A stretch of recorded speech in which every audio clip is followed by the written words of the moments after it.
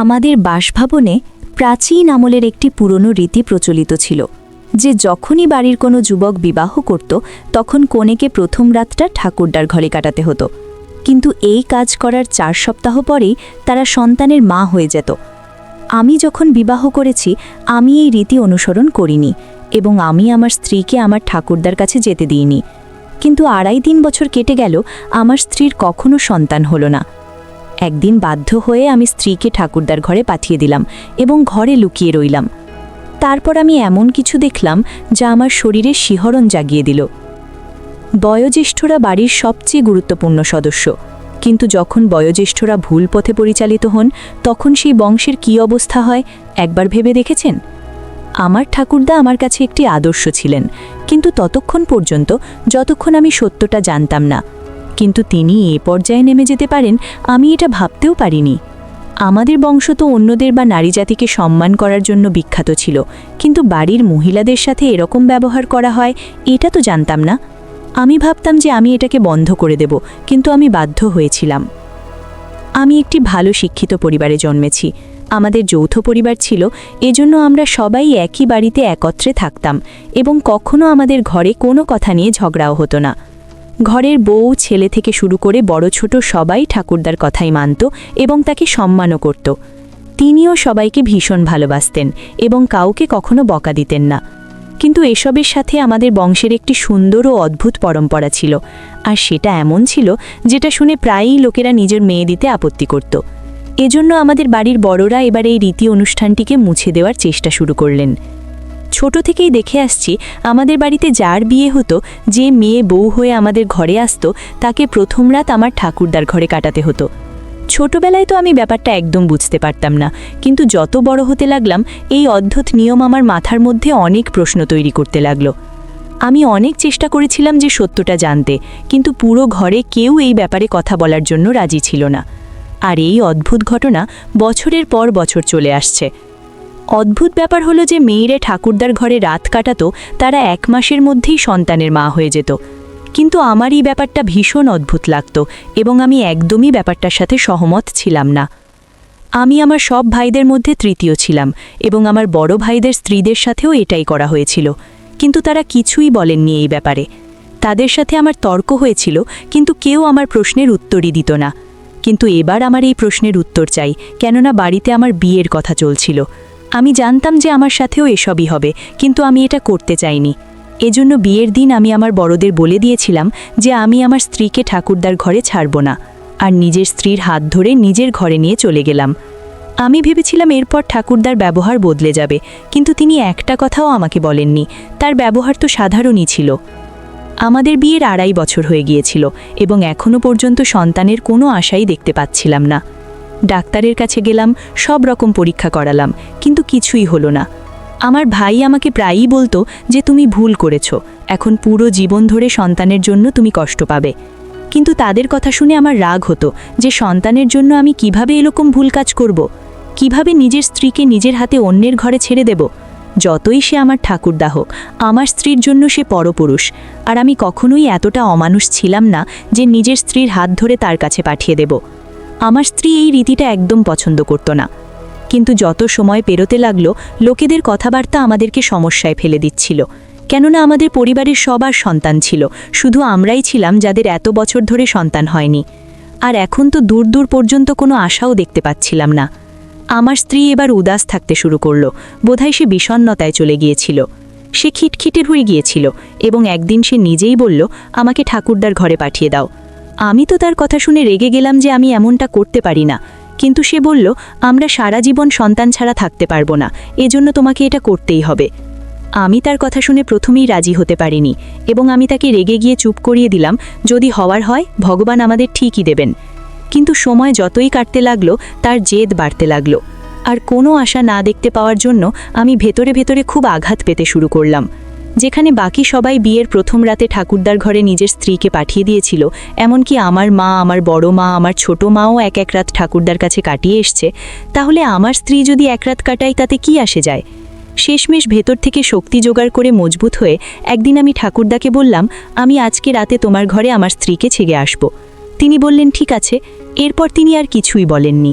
যখন রাত হলো আমি ভেবে নিলাম যে আমি প্রথমে গিয়ে ঘরের মধ্যে লুকিয়ে যাব এবং দেখব, কিন্তু ওই রাতে আমার বন্ধুর বড় দুর্ঘটনা ঘটল, তাই আমাকে তাড়াহুড়ো করে হাসপাতালে যেতে হলো। যেহেতু আমি কথা বলে নিয়েছিলাম, সেজন্য আমার স্ত্রী ঠাকুরদার ঘরে গিয়েছিল।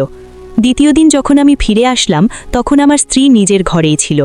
আমি তাকে সাথে সাথে জিজ্ঞাসা করলাম যে রাতে কি হলো। সে বলল, আমি তো কিছুই বুঝতে পারিনি যে কি হলো, কিন্তু যখন আমি ঠাকুরদার ঘরে গেলাম তখন উনি আমার মাথার ওপর হাত রাখলেন এবং তারপর কিছু অদ্ভুত গন্ধ আমার নাকে আসলো। তারপর আমার আর কিছু মনে নেই। সকালবেলা যখন জ্ঞান ফিরল তখন আমি তার বিছানায় শুয়েছিলাম আর ঠাকুরদা সোফায় বসে খবরের কাগজ পড়ছিলেন। তারপর আমি উঠে বাইরে চলে এলাম।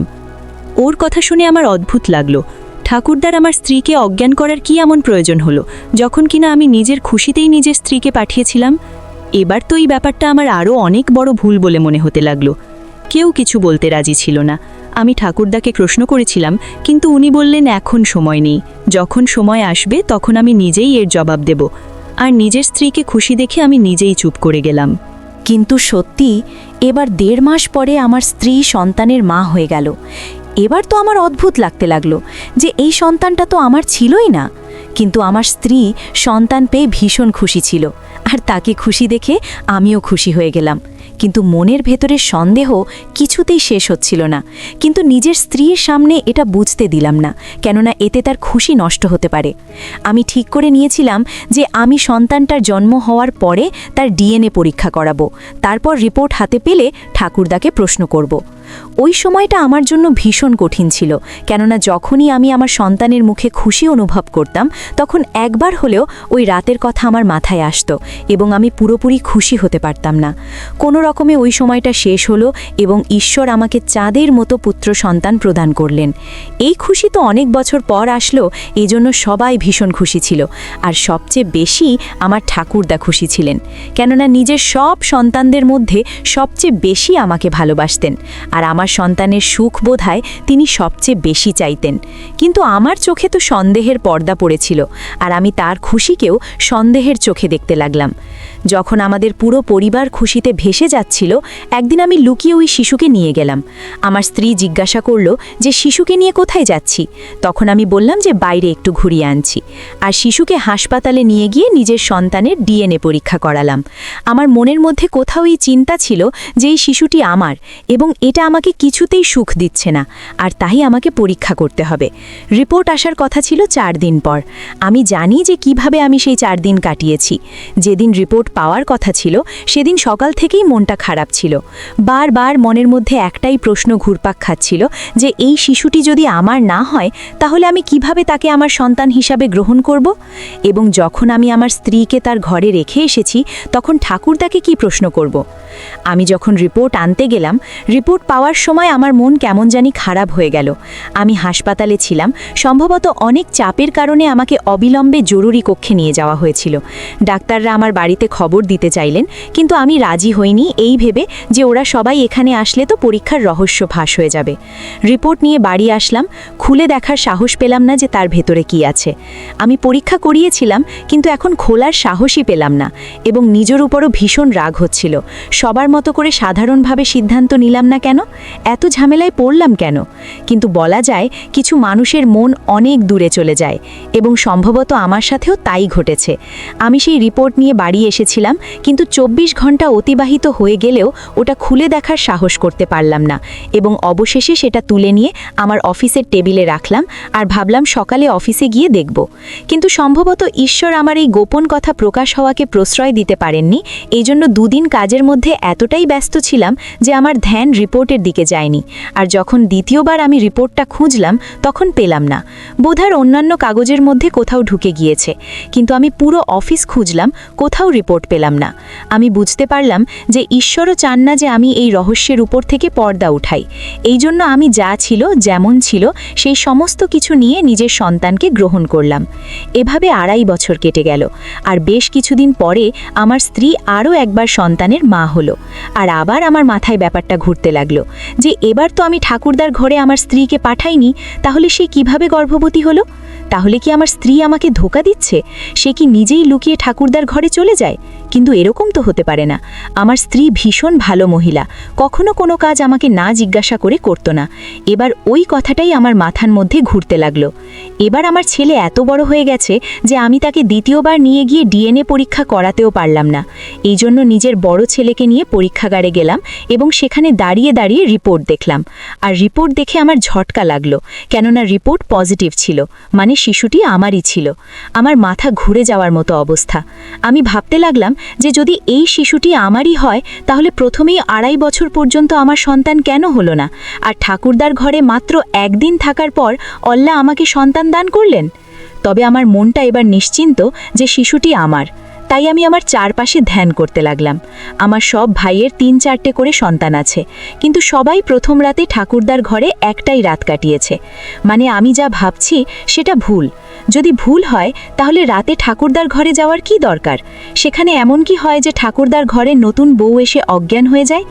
এই রহস্যটা জানা এবার আমার জন্য ভীষণ জরুরি হয়ে পড়েছিল, কেননা আমার সবচেয়ে ছোট ভাই যুবক ছিল এবং তার বিয়ের ব্যাপারে ভাবা হচ্ছিল। এবার তার বউয়ের সাথে সেই সব হতে চলেছে যেটা আমি চাই না। এই জন্য আমি এই রহস্যটা জানতে চাইছিলাম, কিন্তু কিভাবে জানবো তা আমি বুঝতে পারছিলাম না, কেননা আমি যখন এই ব্যাপারে প্রশ্ন করতাম ঠাকুরদা চুপ করিয়ে দিতেন এবং সবসময় একটাই কথা বলতেন, বাবু কঠিন সময়টা কেটে গিয়েছে। আর আমি তার কথা শুনে চুপ করে যেতাম, ভাবতাম যে বোধহয় আমার সন্তানের কথা তিনি বলেছেন, যে ঈশ্বর আমাকে সন্তান দিয়েছেন, কিন্তু কখনো বুঝতে পারিনি যে তিনি কোন সময়ের কথা বলতেন। আর তারপরেই ব্যাপারটা আরও প্রায় 2 বছর হয়ে গিয়েছিল এবং আমার ভাইয়ের বিয়ে চলে এলো। এবার আমি ভাবলাম যে দ্বিতীয়বার ওর সাথে ওটাই হবে, কিন্তু আমি ঘরের মধ্যে থাকতে চাইছিলাম। আমি জানতে চাইছিলাম যে ঠাকুরদা প্রথম রাতে কনের সাথে কি করেন। এই জন্য বিয়ের দিন আমি অজুহাত দিলাম যে আমার বন্ধু অসুস্থ এবং আমাকে তাকে দেখতে হাসপাতালে যেতে হবে। যখন সমস্ত পরিবারের লোক বসেছিল তখন আমি তাদের সামনে উঠে বাইরে চলে এলাম। সবাই এটা ভাবলো যে বন্ধুর জন্য আমি চলে গিয়েছি, কিন্তু আমি পিছনের দরজা দিয়ে জানালার পথ হয়ে ঠাকুরদার ঘরে ঢুকে পড়েছিলাম। তিনি তখন ঘরের মধ্যে ছিলেন না, আমি ওনার ঘরে লুকিয়ে গিয়েছিলাম। এবার আমাকে অপেক্ষা করতে হতো যে কখন ঠাকুরদা আর নতুন বউ ঘরের মধ্যে আসবে। কিছুক্ষণ পরে ঠাকুরদা ঘরে আসলেন, কিন্তু এখনও বউ আসেনি।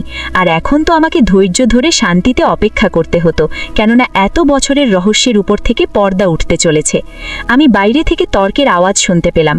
সেই তর্ক এটা ছিল যেটা প্রতি বধূর ঘরে আসার পর হতো, কেননা বিয়ের দিন বধূ নিজের বরের জন্য সাজগোজ করত। যখন প্রথম রাতে অন্য কোনো লোকের সাথে যেতে বলা হতো তখন সেটা তার পক্ষে মেনে নেওয়া কঠিন হয়ে যেত। আর আমি অনেক বছর ধরেই এরকম নাটক দেখেছিলাম, তাই চুপ হয়ে গেলাম এবং অবশেষে আমাদের সবার সাথে যা হলো তা হলো। কিন্তু কিছুক্ষণ পর পাত্রী ঘরে এলো। কনে ঘরে আসার সাথে সাথে ঠাকুরদা উঠে শৌচাগারে চলে গেলেন। নববধূর দিকে তাকিয়েই আমি তার জন্য দুঃখ পেলাম। সে নার্ভাস ছিল। কিছুক্ষণ পর ঠাকুরদা বেরিয়ে এসে কনের মাথায় হাত রেখে তাকে বললেন, বাবু চিন্তা করো না, কিচ্ছু হবে না। কথা বলতে বলতে ঠাকুরদা পকেট থেকে হাত বের করে একটা রুমাল দেখতে পেলাম তার হাতে। তিনি সেটা কনের নাকের উপর রাখলেন। কিছুক্ষণের মধ্যে কনে অজ্ঞান হয়ে গেল। এই পর্যন্ত তো আমি আগে থেকেই জানতাম। আমি অপেক্ষা করছিলাম ঠাকুরদা এখন কি করবেন। তিনি নববধূকে আরামে বিছানায় শুইয়ে দিলেন এবং তার উপর একটা কম্বল দিয়ে ঢেকে দিলেন। কিন্তু এরপর যা দেখলাম তাতে আমার পায়ের নিচ থেকে মাটি সরে গেল। সারা রাত আমি রুমে বসেছিলাম। অনেক কষ্টে আমার সেই সময় কেটেছে। সকালের দিকে যখন ঠাকুরদার ঘুমে একটু চোখ বন্ধ হলো, আমি চুপচাপ জানালা দিয়ে বাইরে চলে গেলাম। কিন্তু যা দেখলাম তাতে মনে হলো তাকে প্রশ্ন করি, কিন্তু আমি ভয় পেয়েছিলাম যে ঠাকুরদাকে প্রশ্ন করলে তিনি জেনে যাবেন যে তার রহস্য আমি জেনে গিয়েছি। কিন্তু বারবার ভাবি কী কারণে ঠাকুরদাকে এসব করতে হলো, এবং আমি আমাদের কথোপকথনের সময় তাকে অনেকবার জিজ্ঞাসা করার চেষ্টাও করেছি, কিন্তু ঠাকুরদা সবসময় কথোপকথন এড়িয়ে চলেন। কিন্তু এবার 3.5 মাস পেরিয়ে গেলেও সন্তান হয়নি বধূর। এখন সবাই চিন্তিত যে কেন এমন হলো, কিন্তু সবাই অপেক্ষা করছিল যে সৃষ্টিকর্তার পক্ষ থেকে বিলম্ব হতে পারে। ঠাকুরদা বললেন, আমার মনে হয় এই রহস্যটা অন্য কেউ জানে। সবাই একে অপরের দিকে তাকাতে শুরু করলে ঠাকুরদা বললেন, এই বাড়ির কেউ যদি গোপন কথা জেনে থাকে আর কেউ না জানলে এতক্ষণে মেয়েটি সন্তানের মা হয়ে যেত। কথাটা শুনে আমার অদ্ভুত লাগলো।